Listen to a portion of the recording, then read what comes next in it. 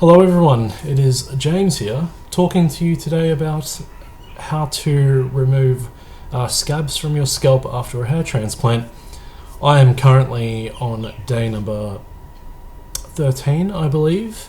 So essentially my instructions from my clinic was that after the 10th day of washing, you may proceed to remove the scabs from your scalp. Everyone's clinic is different. Everyone's doctor gives different orders regarding how to remove scabs.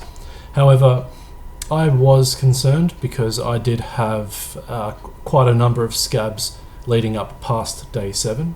However, unbeknownst to myself, most of them were pretty much ready to fall off. However, I was being very gentle, not wanting to disturb the grafts, as anyone would watching this video who is concerned with regarding removing the scabs from your recipient area without causing any damage.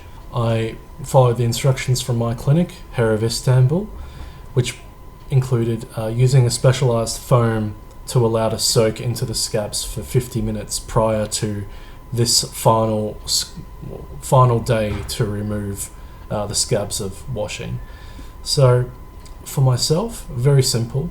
I proceeded to, obviously we had the foam that went on top for 50 to 60 minutes. Then I had a topical shampoo that I slowly but surely just squirted onto my head, rubbed it very gently in a circular motion, very gently mind you, and I allowed it to soak for a full minute. By then the scabs were pretty soft. I did wet my head first as well. After that point, I went in a circular motion, very, very slowly, no heavy amount of pressure, just a small amount of pressure. Slowly, each individual scab would fall off. Some required a little bit extra work.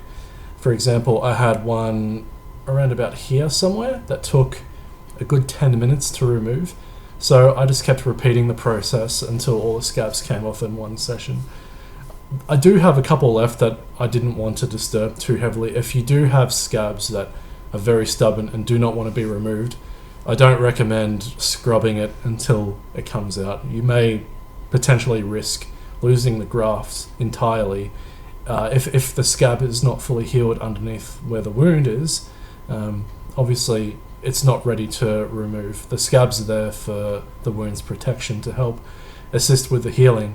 However, scabs do need to be removed for a healing process at a later date. I will show a quick clip of what worked for me, and it's a very similar example. Don't go as rough as the video shows. I don't think that's necessary. For me, again, I had some very, very stubborn grafts. Exercise your cautious patience, and you'll find that it will remove slowly in time. Even if it takes an extra 5 minutes, there's no harm in taking your time and not risking anything by exercising said patience. So, results of the hair scrubbing, as you can see, are pretty good. I've kept most of my grafts actually. I don't think I had very many at all fall out, if any. You do have some hairs that will fall into the sink when you are, or the shower, whatever is preferable for you. But nothing to worry about. What's important is the root surviving. The root is what grows the hair at the end of the day. So for me, pretty successful, I think. Again, I have most of my hair here still from the transplant. I did have some onto the crown here. Can't really see it, but most of them have fallen out. I'm not really too stressed about that. That's something I was told by the doctor that is a very common occurrence. So I don't want to get too stressed out until I see the end result at the end of the day. Donor area also healing up quite well. Thank you for asking. Yeah, so hopefully this was of some use to you. It is a very basic video, very short video, and there is really not much detail and depth that I can go into regarding this process. But I only just finished scrubbing the scabs off myself, and for me, as you can see, successful. If it works for me, hopefully it'll work for you as well. Yeah, so another video, another day.